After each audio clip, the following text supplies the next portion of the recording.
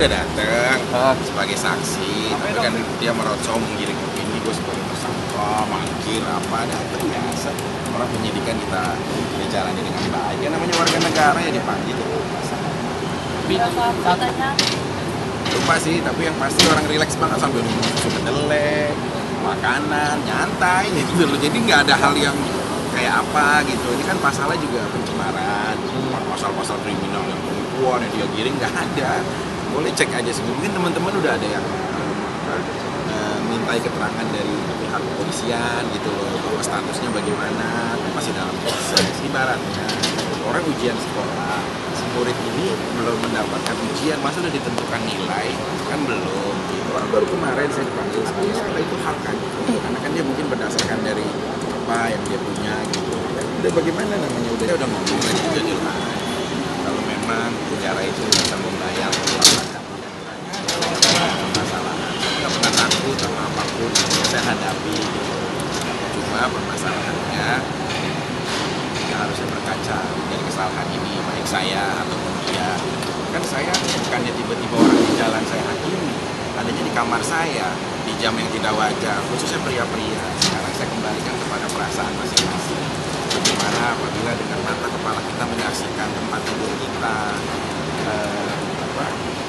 kamar kita, kedatangan seseorang yang tidak wajar ada di situ. Tapi jam 2 pagi loh. Ini udah, ya alhamdulillah ya Allah ada banyak beliin program-program pekerjaan gitu kan, pagi sampai malam saya memang ya alhamdulillah memang lagi padat banget jadwalnya gitu loh. Maksud saya yang harusnya bisa kita fokusin untuk kerja gitu, nggak harus habis dengan persoalan-persoalan gitu sih maksud saya. Ya aku mah kan lihat aja, assalamualaikum Angel, baik-baik aja, aku mah nggak ada masalah. Aku mah gini, biar bagaimanapun Angel itu dari semua kesalahan pasti ada kebaikan. Aku tuh pengennya ya udah gitu loh, even kita udah nggak bersama lagi, tapi aku nggak mau lagi ada perseteruan. Udahlah, baik-baik kita habiskan aktivitas energi kita untuk pekerjaan gitu. Cuma kan kalau aku nggak ngerti Angel punya misi apa sampai sedemikian gitu loh. Tapi aku tadi sih nanyain assalamualaikum apa kabar. Gini, dia kan berbangga hati banget dengan apa yang sudah disimpulkan oleh sementara ini penyidik gitu loh. Kan aku cuma bilang hidup itu ada dua hukum yang kita harus patuhi. Satu adalah hukum agama, dan yang jauh lebih penting adalah hukum dari Allah Subhanahu Wa Taala, hukum agama. Sekarang dari mazhab yang saya ketahui kayak Hambali, Hanafi, Maliki, Syafi'i, hadis dan firman Allah, ada nggak yang membenarkan seorang pria berhijab muslim ada di dalam kamar dengan pria lain di jam 2 yang suatu itu bukan kewajaran. Udah gitu saat saya ketangkep lah, maksudnya saat saya pergoki dengan kondisi seperti itu, si pria itu posisinya pertama pakai celana kolor biasa lah, panjang gitu kan, apa gitu, terus sama baju kaos. Tapi begitu dieksekusi oleh pihak kepolisian, dia kan berganti pakai celana jeans, pakai jaket. Berarti di kamar saya ada proses salin, tidak ada satu baju yang dia taruh. Masa bertamu pakai baju taruhnya di lemari saya gitu. Itu aja sih maksud saya gitu, bahwa kita itu hidup ada hukum dunia, ada hukum akhirat. Bukan terlepas saya juga sebagai seorang yang suci juga, semua juga penuh dosa. Cuma lebih baik kalau kita introspeksi, baiknya dengan diri kita dulu, mendamaikan hati dengan diri. Mungkin keluarga kali ya. Kalau keluarga sih semuanya kan, keluarga Taufik ini hidup nggak sendiri gitu, hidup nggak sebatang kara, keluarga dia banyak, kita punya keluarga besar, keluarga kita di Madura, di Manado, di Makassar, di Padang, semuanya gitu. Sih mau pada dateng ya ke sini gitu, mau ngelaporin dia lah gitu, karena kan Angel selama ini ngomong keluarga kita penipu lah, keluarga kita inilah itulah apalah gitu. Sementara keturunan Taufik ini banyak gitu, keluarga kita ini besar gitu. Kalau kita penipu itu, saya ini adanya di penjara, saya ini bukan bebas keluar di sini, saya bukan adanya di sini gitu. Kalau memang kita ini keluarga penipu, tolong hati-hati aja saat bicara. Kita ini semua orang Jawa Timur, kita ini semua orang Utara, hati-hati kamu berani lawan Vicky, kamu berani sama Vicky, hati-hati, ada keluarganya di belakang.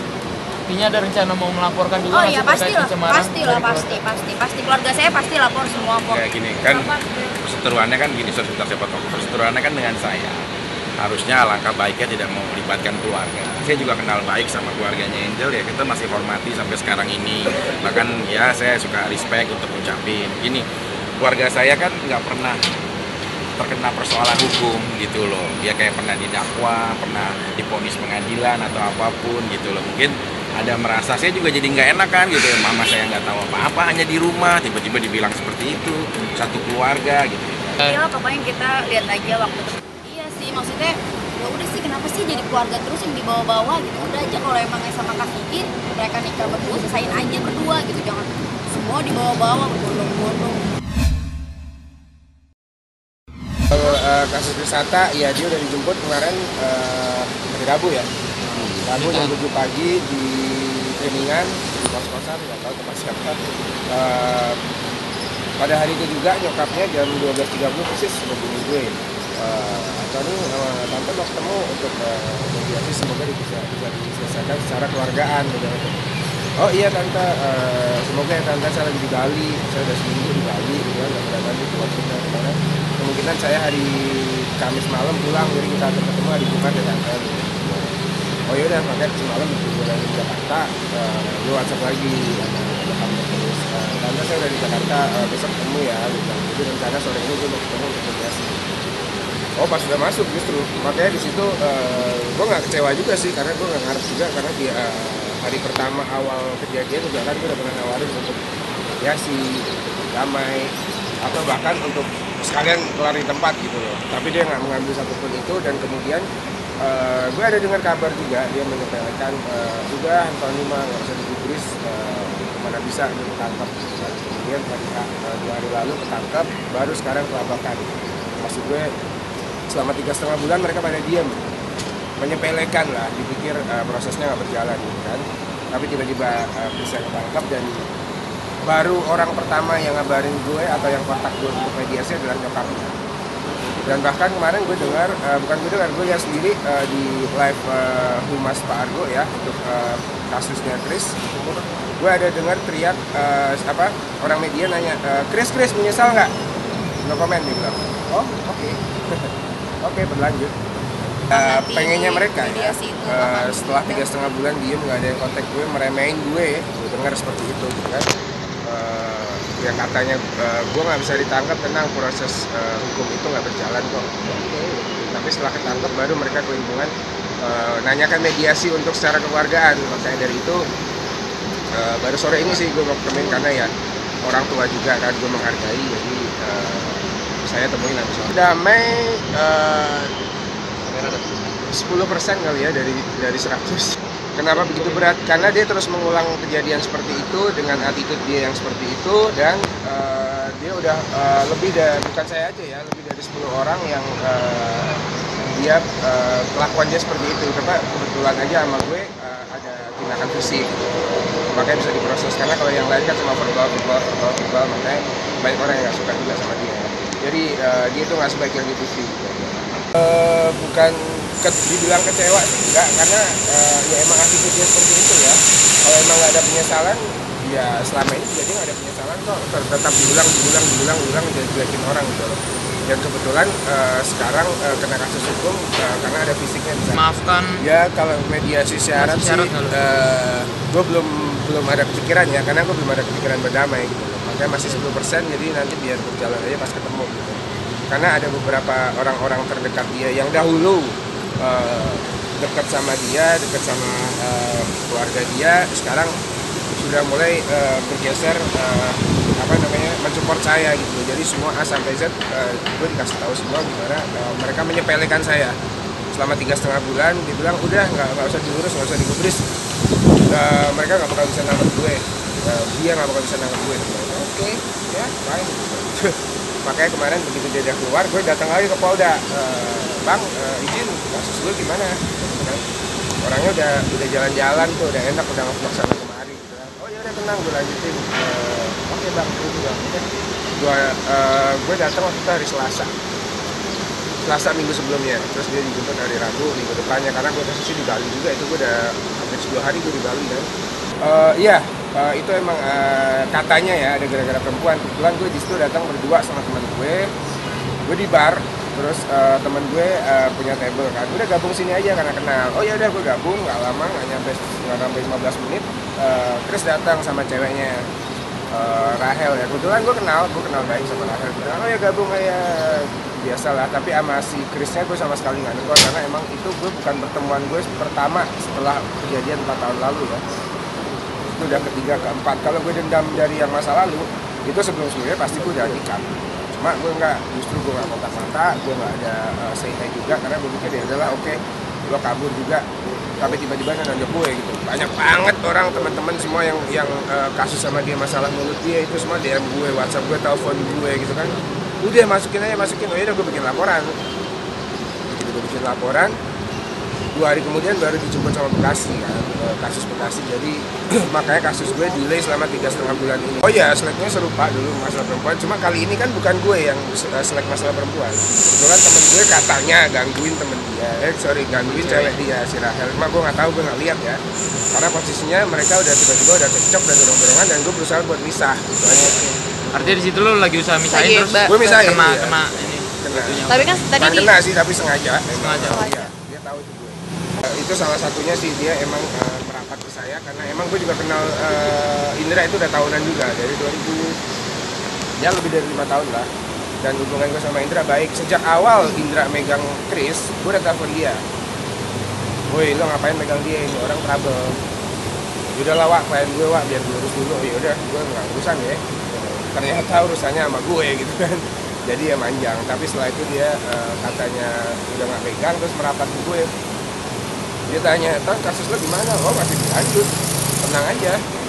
Dan baru tuh dia bilang, terus ada lagi orang lain yang pernah dekat sama dia juga bilang, katanya lo bukan siapa-siapa, kasus lo nggak bakal diperpanjang, lo nggak bakal bisa nangkep gue. Wow, oke. Gue bilang gue lanjutin pasti, makanya sampai ketangkep di tanggal berapa. Lagi deketan. Ya.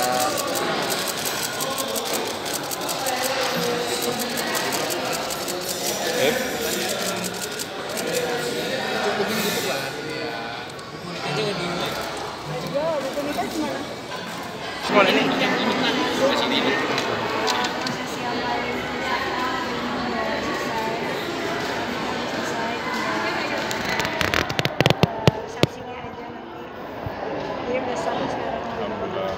Ya, bentuk koin-koin wajah saya sama Tania sesuai tanggal hari ini 260.000. 260.000. Iya, tanggal hari ini 26 kan. Tanggal nikah hari ini. Mungkin dari adat yang digunakan.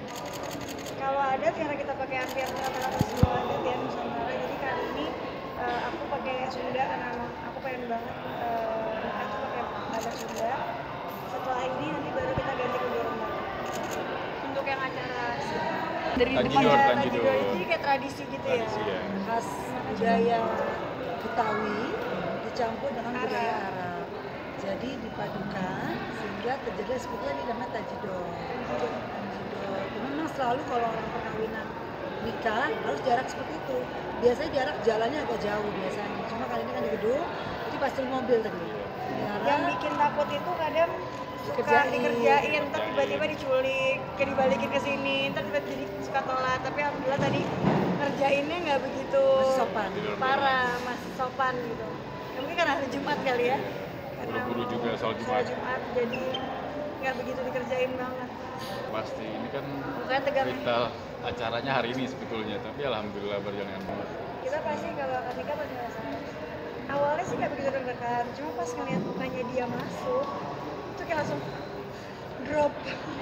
Nggak tahu kenapa pas ngeliat mukanya dia masuk tuh pas di shoot tadi, aduh gue deg-degan banget ya, tapi alhamdulillah semua lancar, ini juga udah pasti banget lancar. Berkat doa semua ya. Ya cuma lebih kayak gini loh, kan kalau acara itu pasti kan ada siramannya, terus ada pengajiannya, ada lamarannya gitu. Terus kalau kita biasanya suka ada henna night yang emang perempuan. Nah di acara itu biasanya digabungin. Nah ini bedanya karena teman aku tuh banyak banget dan teman aku juga banyak, jadi kita pisah. Siraman hanya untuk mama sama pengajian, nah yang lamaran hanya untuk keluarga laki-laki dan keluarga pihak aku. Karena buat teman-teman aku, jadi sebenarnya dipisah gitu loh, biar nggak numpuk semua. Iya, di sini ada resepsi sama tanggal 3. Nanti siang resepsi dulu. Khusus wanita ya. Ibu-ibu resepsinya, kemudian orang-orang tua lah yang tidak mungkin datang ke acara malam. Jadi nanti tanggal 3 dan sahabat-sahabat Pak Fadel, sahabat saya, sahabat Bu dan sahabat Ani. Rencana resepsi di mana tanggal 3? Di Kempinski insya Allah. Jadi kami insya Allah hadir ya semuanya ya. Bersama-sama menyaksikan acara tersebut. Yang penting doa deh. Udah sepupu dari keluarga saya, dari keluarga Tania. Jadi kita tuh buatnya agak beda ya. Biasanya kan kalau keluarga itu biasa pakai bajunya muslim aja, baju gamis biasa gitu. Kita buat agak beda, kita buatnya pakai baju Melayu gitu biar bagus. Karena sahabat dia kan menikah sama orang Melayu Malaysia. Dia terinspirasi, aku ingin pakai Melayu. Nah jadinya antara Sunda dan Melayu, ini semua kombinasi. Dan Arab. Arab, campur semua Betawi, Melayu, Sunda, Arab, semuanya kesini. Maksudnya orang tua hanya menjadikan anaknya bahagia. Sampai kapanpun, walaupun akan putus kan, walaupun ternyata akan putus. Sehingga saya harapkan hari ini Tania sudah menjadi pasangan, insya Allah berdua ini bisa menjalani dengan baik. Pengalaman-pengalaman yang lalu bisa dihilangkan, bukan lembaran baru, sehingga menjadi keluarga sakinah mawaddah warahmah dan betul-betul bisa membawa rumah tangga ini yang bahagia dan diberkahi oleh Subhanahu wa Ta'ala. Dan pastinya tidak boleh lupa sama kedua orang tua. Baik beliau sudah mendapat 4 orang tua, begitu juga Tania mendapat 4 orang tua. Walaupun ayahnya udah nggak ada ya, tapi tetap karena ada suami saya Pak Fadil belum jadi ayahnya sendiri. Nah inilah menjadi keluarga besar. Mudah-mudahan keluarga besar ini saling mendukung, saling menjadi keluarga yang diridhoi oleh semua. Amin. Itu aja harapan saya. Dan cepat punya anak. Amin. Yang penting itu kan not. Saya suka anak kecil sebenarnya. Makin banyak anak, makin banyak rezeki. Amin. Saya kan tambah cucu banyak, jadi 7 sekarang. Jadi kalau tambah 6 lagi kan jadi 13. Gimana? 13 anak, cucu masya Allah. Alhamdulillah aja. Anugerah dari Allah. Karena keseksian itu. Bukannya kalau misalkan image-nya seksi jadi malah tambah wow ya, oke. Gak apa-apa lah, syukurin aja. Karena emang banyak di luar sana yang pengen punya image seksi tapi nggak dapat. Ya kita alhamdulillah. Ya syukurin aja lah, semua orang punya bagiannya masing-masing kan. Gimana sih atas itu seksi? Ada sisi lain yang maksudnya menjadi pusat perhatian. Nah, Cupi sendiri gimana itu? Ya bagus dong. Bagus ya? Bagus aja lah kalau jadi pusat perhatian, berarti kan Cupi menarik dong. Iya, tapi dicuekin aja. Kan memang Cupi rasa setiap orang yang ngikutin, misalkan nggak ngikutin sih, maksudnya punya tujuan sama kayak Cupi kan tujuannya juga kayak gitu kan. Seseorang yang kayak dia mau melakukan hal apa yang di atas rata-rata, berarti dia pengen punya perhatian dari orang lain kan. Biarin aja, nggak apa-apa kan, itu ya nggak apa-apa. Risih nggak sih dengan punya payudara gede? Aku nggak ngerti, semua orang bilang kayak begitu, tapi aku ngerasanya biasa aja. Katanya ya berat lah apa segala macam, aku juga nggak ngerti. Enggak, biasa aja, aku nggak ngerti kalau orang ngomong kayak gitu. Sama aja sih kayak mungkin orang punya tangan gede gitu, misalkan punya paha gede kan, udah dia bawa selama ini gitu, kenapa harus jadi berat sih? Oh Ini besar, iya, aku ngerasanya sih gitu. Maksudnya karir lebih mulus lah gitu.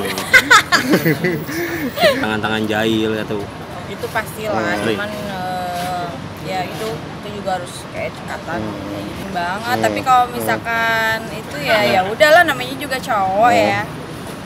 Sering banget. Dihargain berapa sih maksudnya tawarannya gitu? Enggak lah, kalau misalkan Cupi udah kayak gitu mah udah tajir banget kan. Iya sih. Nggak pernah terima lah ya. Nggak terima. Kan ngeliatnya gimana?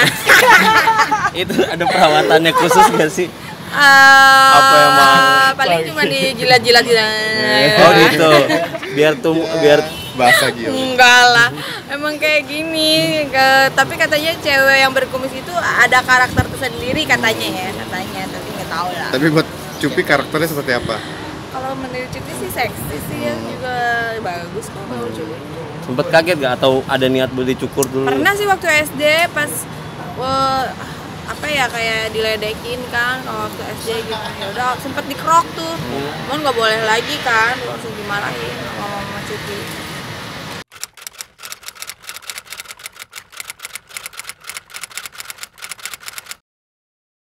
Jadi jangan lupa untuk subscribe Cumi Cumi.